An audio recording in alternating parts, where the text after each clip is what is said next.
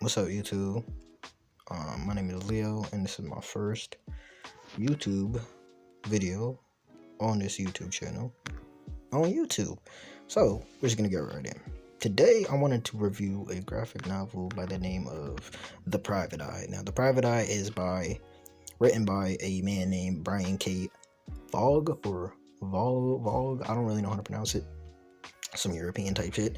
And then we have the illustrations by a Spanish artist by the name of Marcos Martin.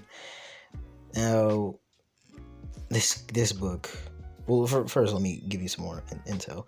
It was made in 2015, and it is released by Image Comics. Now, if you don't know what Image Comics is, it's a comic company, basically the rival of Marvel and DC, because you know how DC and Marvel are rivals.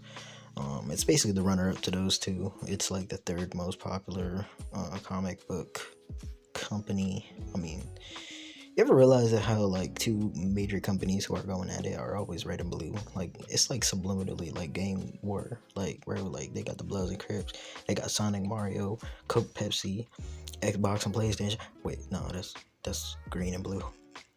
Anyway, basically, I'm getting off track. Image Comics, dope ass comic company. They're behind Spawn and Hellboy, two of my favorite comic book characters. So yeah, they're a pretty cool comic company. They definitely do more raunchy stuff than Marvel and even DC. I mean, their two main most popular characters, Hellboy and Spawn, are literally from hell. So yeah, they get like that.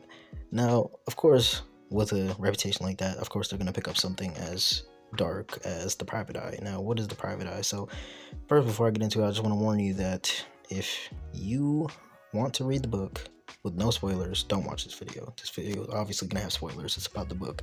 Like, goddamn. Anyway, let's get into the book. Basically, this timeline in the book takes place in the future. I believe it's 2050s, something like that. And the first scene, we see a man who has been hired to basically take photos of a woman who's very voluptuous, I might say.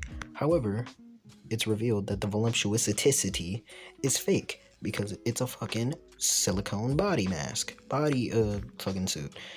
And these, just so you guys know, are actually a real thing. They are actually used, but they're not as advanced as how they actually were in the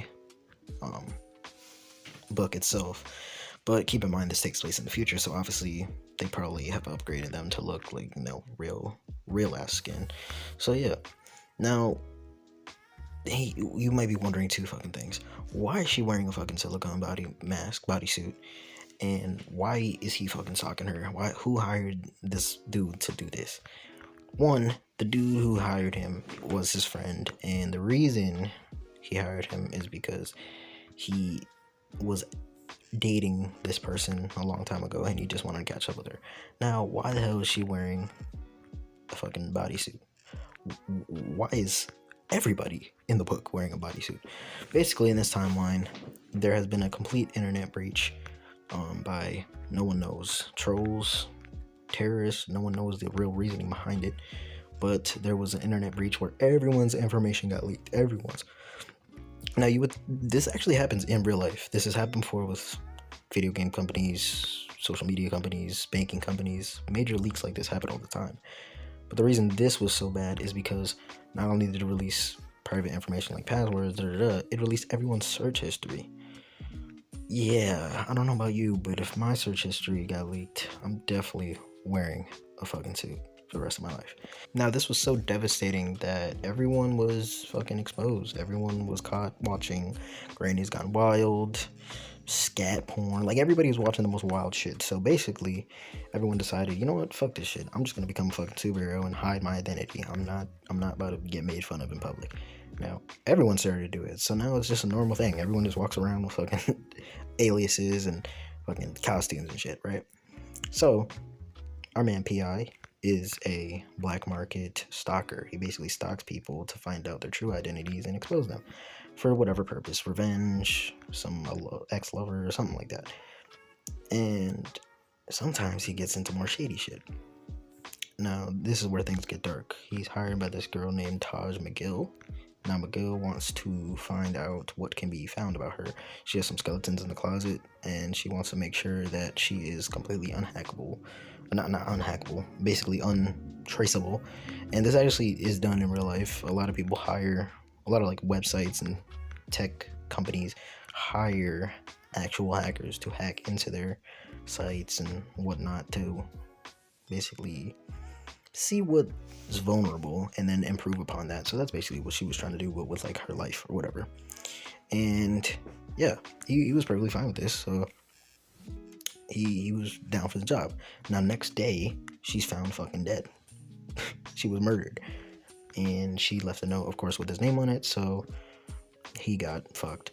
But everybody's looking for this guy. No one knows who he is, of course, because it was an alias.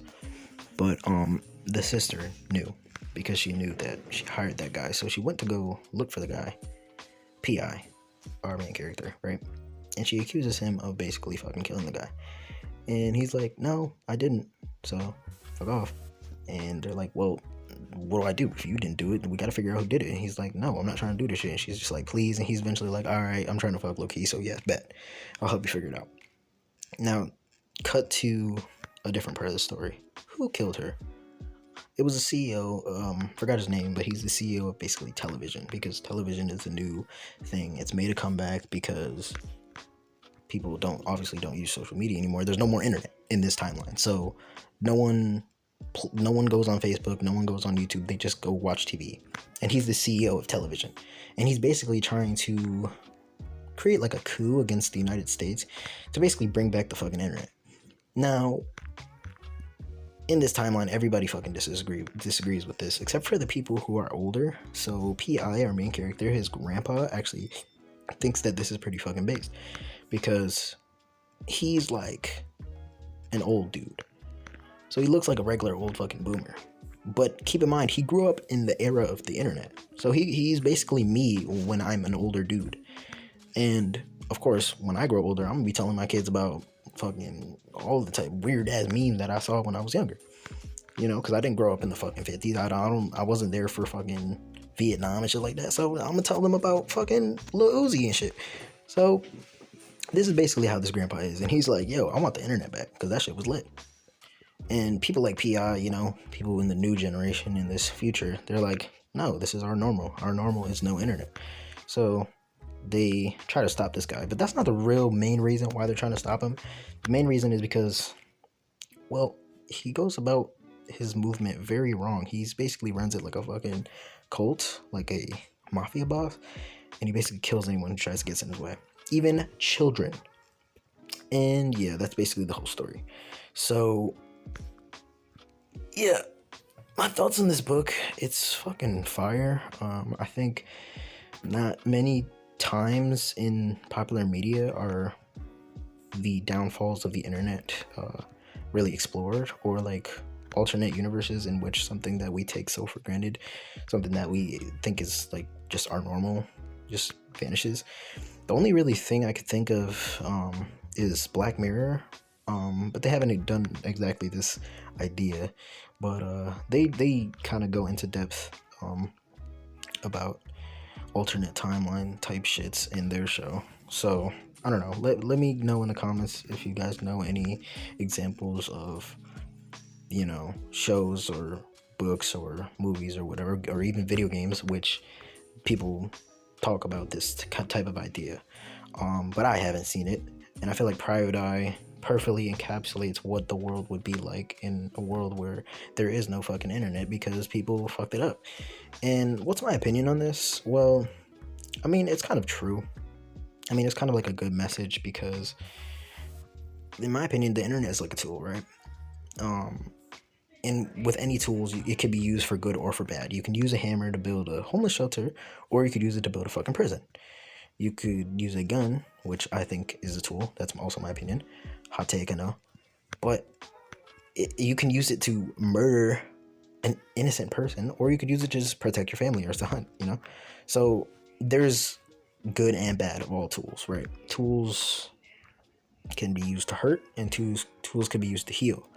So, and the internet is no different. I consider the internet a tool. The internet is a way for communication, for sharing, for information gaining, but it's also a way for people to fucking harass others and look up crazy ass shit and buy crazy ass shit and do crazy ass things, like threaten and attack people. So yeah, I mean, I think the book is spitting some real shit. If people don't man up and stop being weird as fuck with the tools that we've created, and this goes for anything. I mean, stop building fucked up pipelines and shit.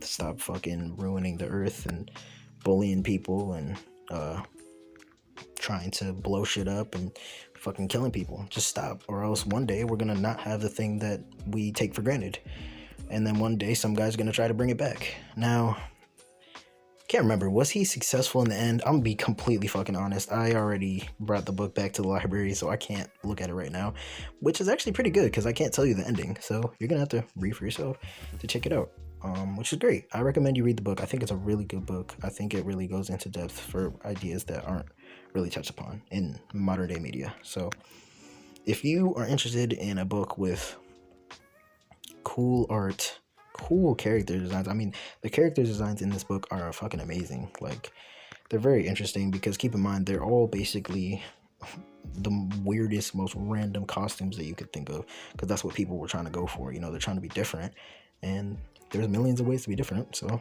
they go for it. Sometimes they dress like a gay fucking alien, and sometimes they dress like a fucking punk rock cat. I don't fucking know.